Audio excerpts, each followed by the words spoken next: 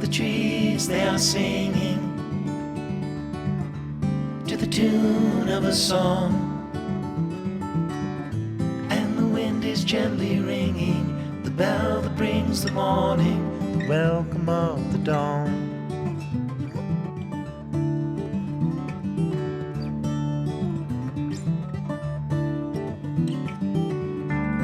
The voice of the robin,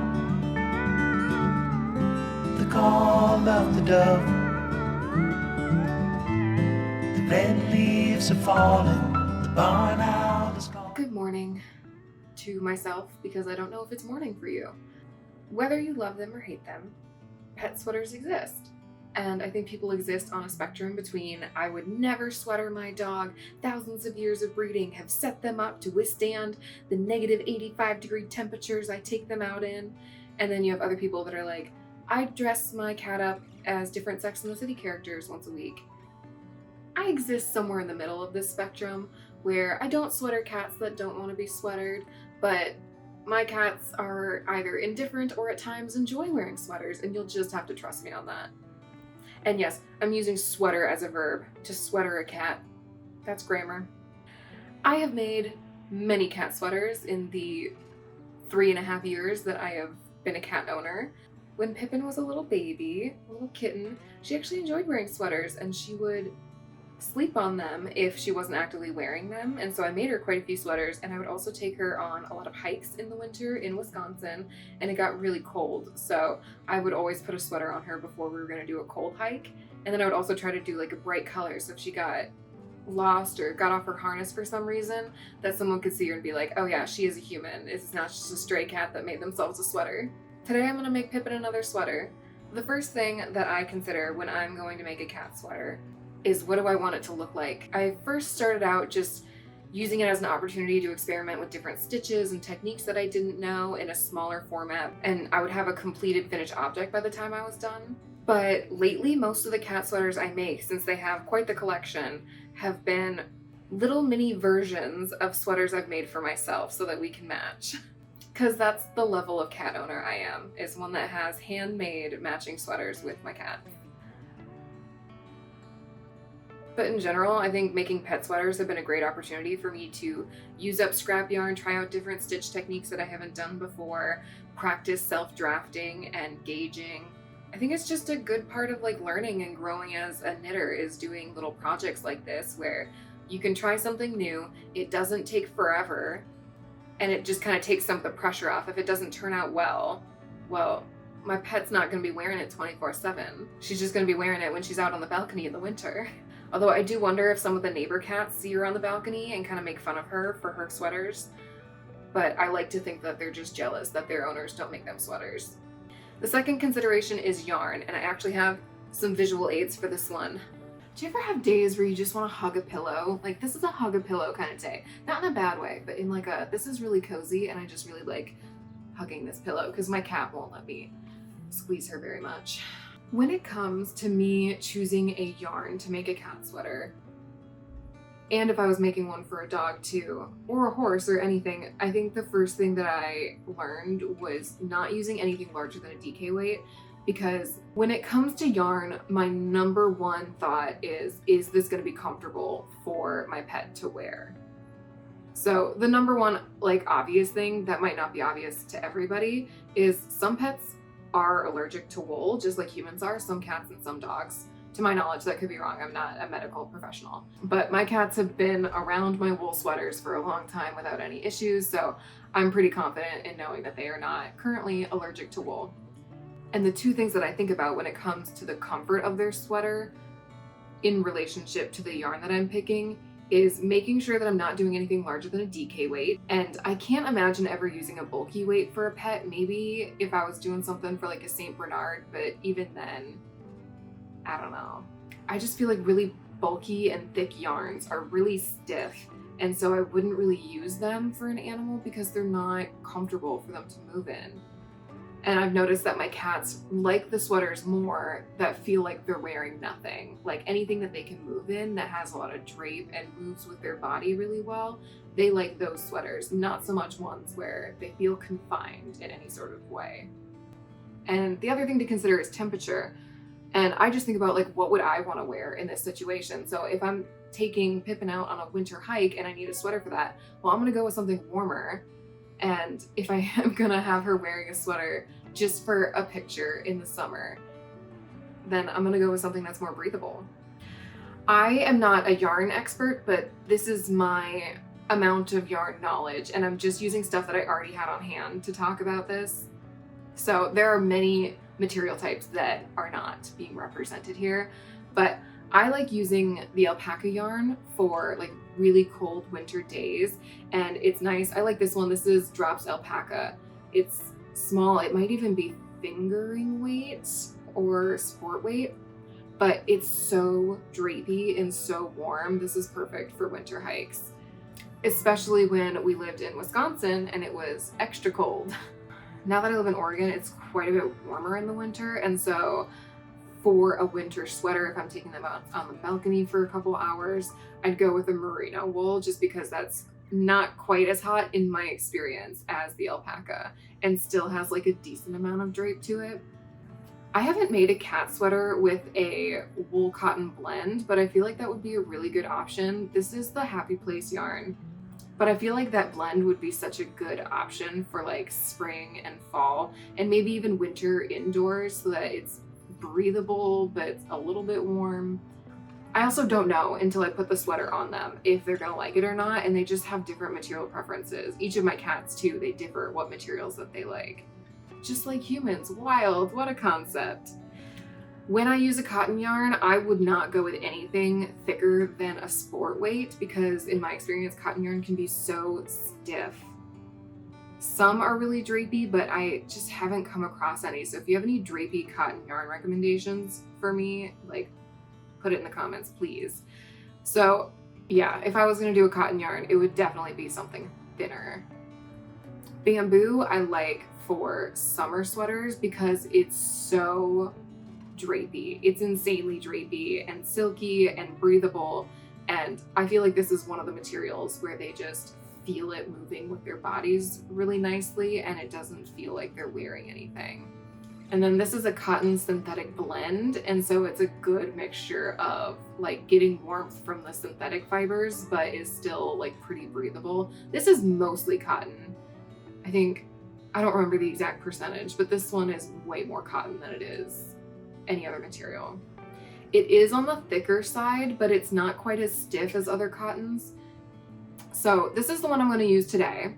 And because it is on the thicker side, I am going to use a larger needle so that I can make it more drapey, which is what I would recommend to anybody. All right, some time has passed. My husband and I went on a lunch date and I am back from that now. Okay, so the next thing for me to think about is construction, and I do the same construction pretty much every time because I experimented with a bunch of different types and a bunch of different fits and just settled on one that they seem to like the most. And it's also thankfully the easiest to make, which is nice. So for my cats, and this can differ if I was making a sweater for like a larger dog, but for my cats, they have such a small distance in between their arms. So like humans, we got all this space in between our two arms to swing around. But for my cats, it's like this.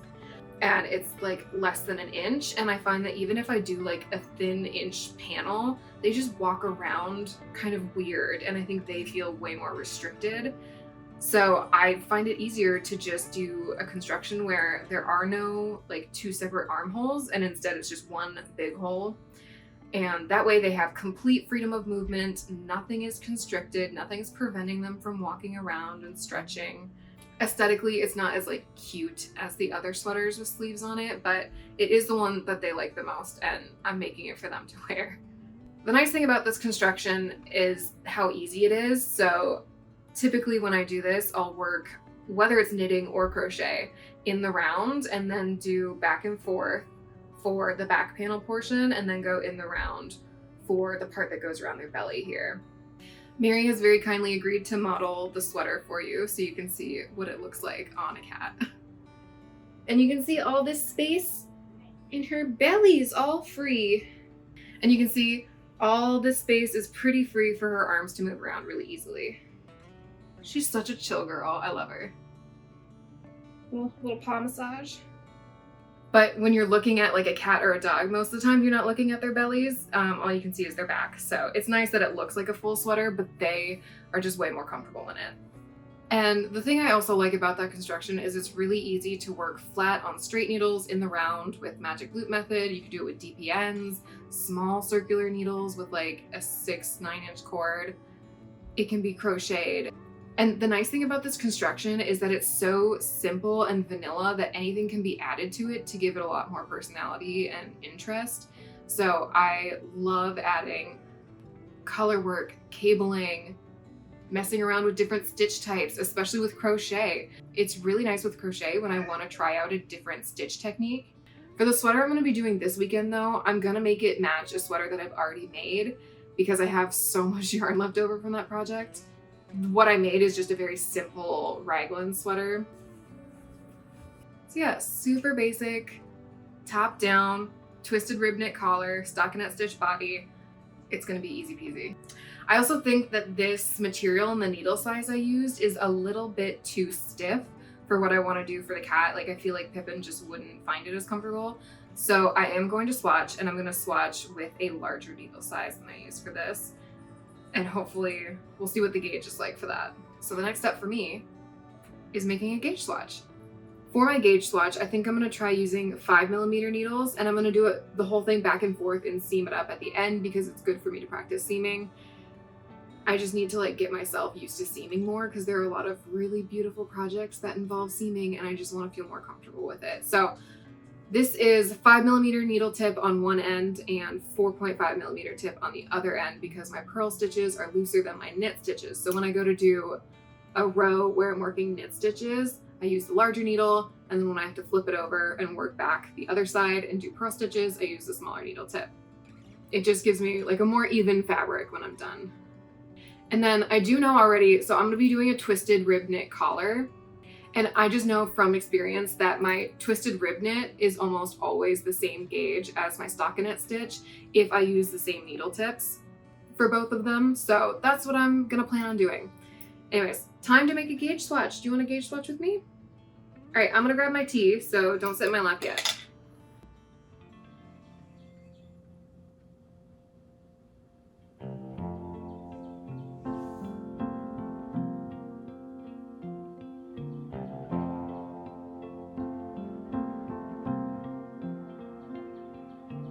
Lately,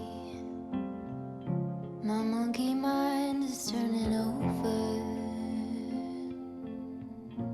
All the times that knock me off my swing, the break in the chain link. Okay, it has been 20 minutes and I am ready to measure my gauge swatch. I know typically like a good gauge swatch should be like at a minimum 6 inches by 6 inches, but I'm not concerned with the length gauge. I'm only concerned with the width gauge because I'm gonna check my length as I go. So I do know from making my top before that this blocks out to be like the same exact size as when it was first knit up. So I don't need to worry about blocking this. And in 5 inches, there were 21 stitches. So 21 divided by 5. 4.2 stitches per inch. Now, the first measurement that I am concerned with is for the collar, and I know already that my twisted rib knit is the same gauge as my stockinette stitch when I use the same needle size. So I'm just gonna use the same gauge information, and Pippin has so kindly decided to come up right now. Do you wanna get measured? Mary's kind of chilling and napping, so we don't need to bother her. This is so nice. Sometimes treats are involved in the measurement process, but most of the time, it's not that bad.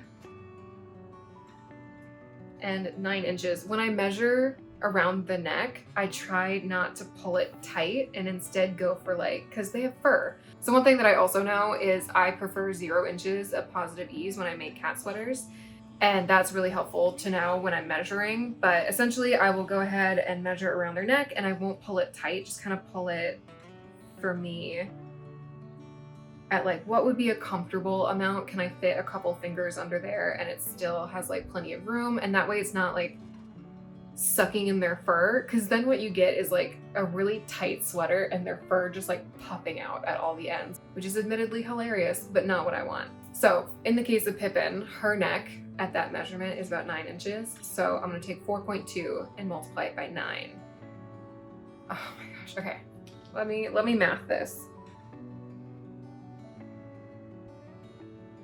36 plus 0.2 times 9, 37, 38. I'll round up to 38 stitches.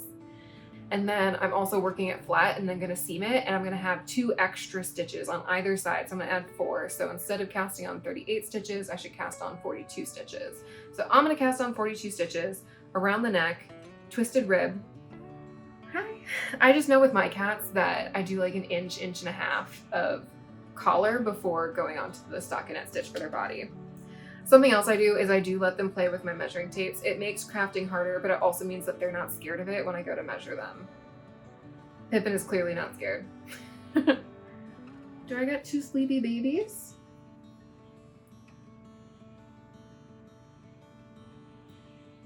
Okay, so I got some cleaning to do around the apartment, and then I'm gonna go ahead and start on my twisted rib neck collar. I also love how the process for this is like the same process as if I were to crochet it. Because with crochet, I do the same thing. I would make a gauge swatch, measure it across. How many double crochets do I have per inch? And I would still want it to be the same measurements all around.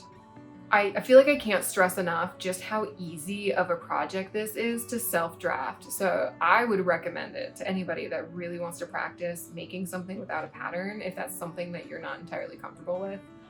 This is a great low stakes way of doing that. All right, I gotta get up.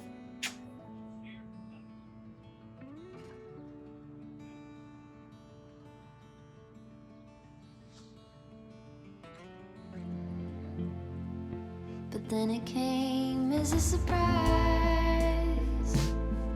a pebble found in my pocket. Hey girl, you're good now. Don't try to stop it.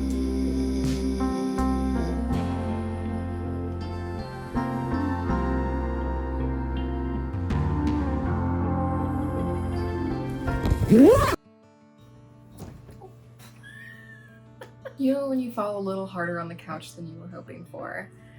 I have not combined this sweater vest and these pants before, and I'm really liking this combination. I think I found a new work from home outfit favorite. So this is what I did yesterday. This is like 20 minutes of knitting, really. And now it is time for the next step, which is going to be binding off some stitches. So here is the other sweater just to reference. So I've basically done this portion and above, and now it's time to do like this middle section. Let me like hold it up nicer so you can see this middle section here. I don't always do this, but I think I'm gonna do increases again this time because I like the look of it and it's really not that laborious, and it adds some interest for me to like every other row be like, oh, we're gonna do increases now. So I'll probably just do one on either end of the row, every other row, whenever I do like a knit row. So yeah, that's the next step. It's also super warm outside. It's like 58 right now, and it's gonna be up to like 63 today, maybe 64, which is wild in January. My goodness. So I'm gonna go spend some time outside. Pippin loves being on the balcony. It is like her favorite place, her happy place. So I'm gonna go sit on the balcony with Pippin and then work on the like midsection of this sweater. And I'll probably check in with you again when it's time to do like the rest of the body. Don't get too comfy. We're going outside, girl. Look how excited she's gonna get. She's gonna get so excited. You know what? I'll just leave the camera on her when I go to open the balcony door, and you'll see how much she likes being on the balcony.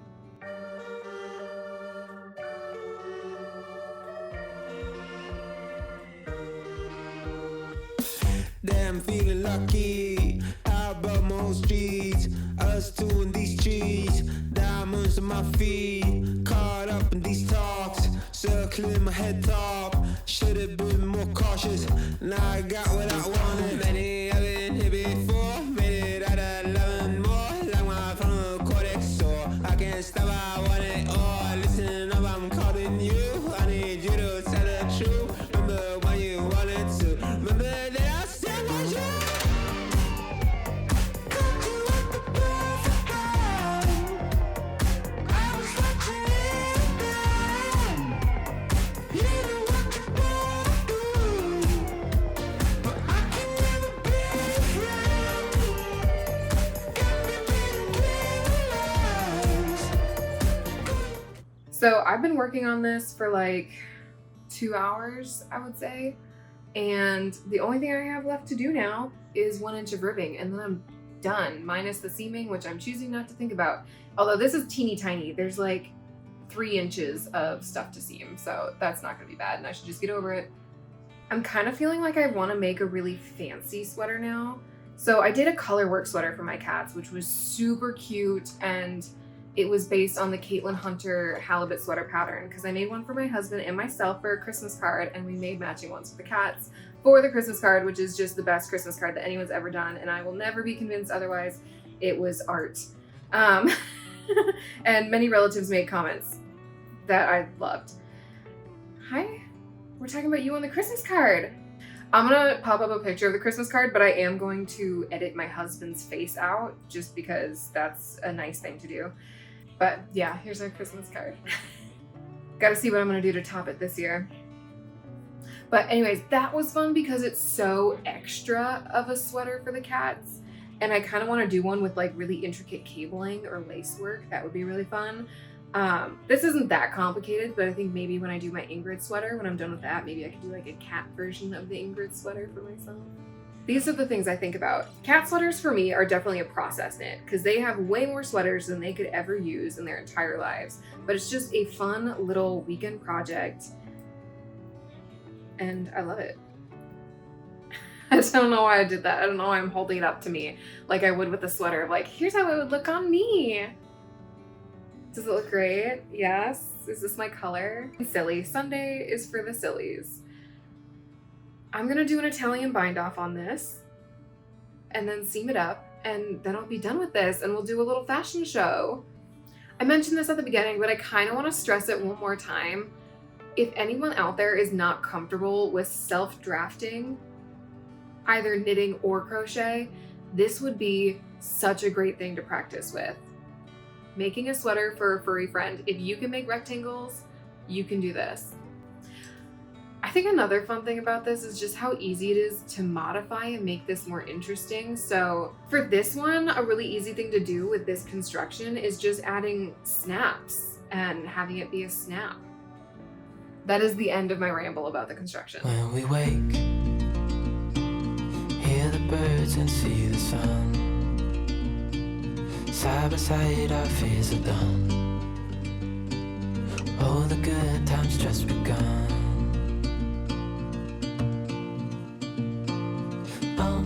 We know what we have, let's hold on tight. Found what we're looking for in life.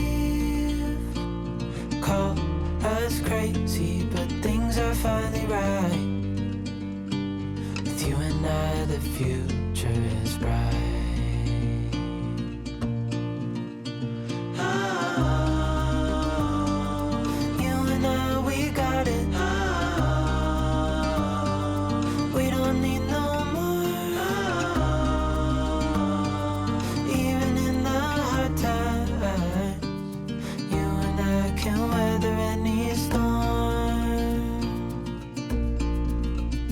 Before I sleep,